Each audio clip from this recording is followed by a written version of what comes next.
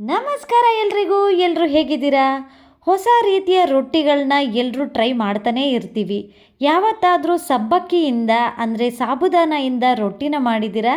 ಇವತ್ತು ನಾನು ವಿಶಿಷ್ಟವಾದ ಸಾಬುದಾನ ರೊಟ್ಟಿ ರೆಸಿಪಿನ ನಿಮ್ಮೊಂದಿಗೆ ಶೇರ್ ಮಾಡ್ತಾ ಇದ್ದೀನಿ. ರೆಸಿಪಿ ಇಷ್ಟ ಆದರೆ ಖಂಡಿತ ನನ್ನ ಚಾನಲ್ನ ಸಬ್ಸ್ಕ್ರೈಬ್ ಮಾಡ್ಕೊಳ್ಳೋದನ್ನು ಮರಿಬೇಡಿ. ಇಲ್ಲಿ ನಾನು 1 ಕಪ್ನಷ್ಟು ಸಾಬುದಾನನ ತೊಗೊಂಡಿದ್ದೀನಿ. ಅದನ್ನು ಒಂದು ಬಾಣಲಿಗೆ ಹಾಕ್ಕೊಂಡು ಲೋ ಫ್ಲೇಮ್ನಲ್ಲಿ 3ರಿಂದ 4 ನಿಮಿಷ ಚೆನ್ನಾಗಿ ಫ್ರೈ ಮಾಡ್ಕೊತಾ ಇದ್ದೀನಿ. ತುಂಬ ಹೈ ಫ್ಲೇಮ್ ಮಾಡೋಕ್ಕೆ ಹೋಗಬೇಡಿ, ಸ್ವಲ್ಪ ಬೆಚ್ಚಗಾಗಬೇಕು, ಅಂದರೆ ಮುಟ್ಟಿದ್ರೆ ಸ್ವಲ್ಪ ಸುಡಂಗಿರಬೇಕು, ಅಲ್ಲಿವರೆಗೆ ನೀವು ಫ್ರೈ ಮಾಡ್ಕೋಬೇಕಾಗತ್ತೆ.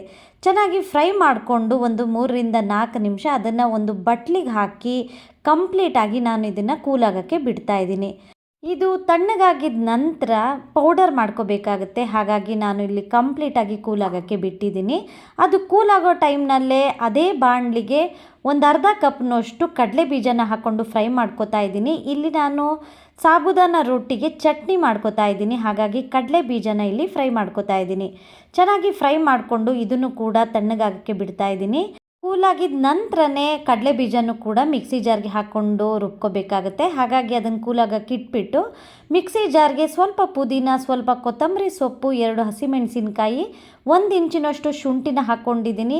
ತಣ್ಣಗಾಗಿದ್ದ ನಂತರ ಕಡಲೆ ಬೀಜನ ಹಾಕ್ಕೊಂಡು ಸಣ್ಣ ಗಾತ್ರದ ಹುಣಸೆಹಣ್ಣನ್ನು ಹಾಕ್ಕೊಂಡಿದ್ದೀನಿ. ಹಾಗೆ ರುಚಿಗೆ ತಕ್ಕಷ್ಟು ಉಪ್ಪನ್ನು ಹಾಕಿ ಸ್ವಲ್ಪ ನೀರನ್ನು ಹಾಕಿ ಫೈನ್ ಪೇಸ್ಟ್ ಮಾಡಿ ಇಲ್ಲಿ ಇಟ್ಕೊಂಡಿದ್ದೀನಿ.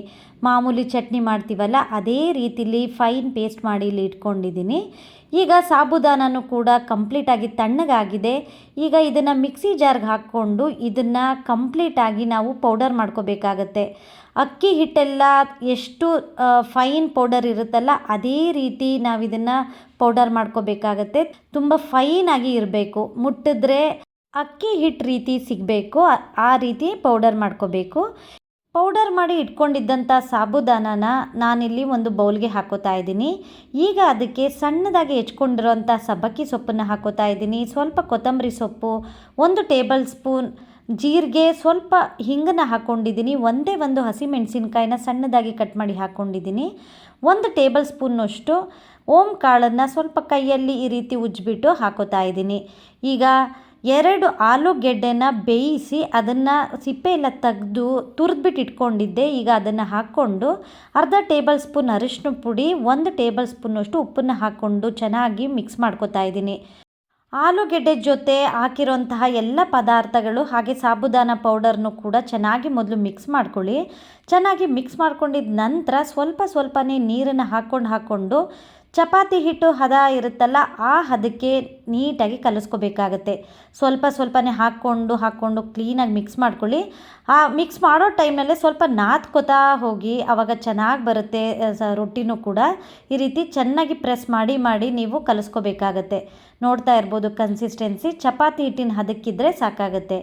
ಈಗ ಅದನ್ನು ಒಂದು 5ರಿಂದ 10 ನಿಮಿಷ ಬಿಡ್ಬೋದು, ಇಲ್ಲಾಂದರೆ ತಕ್ಷಣನೂ ಕೂಡ ಮಾಡ್ಕೋಬೋದು.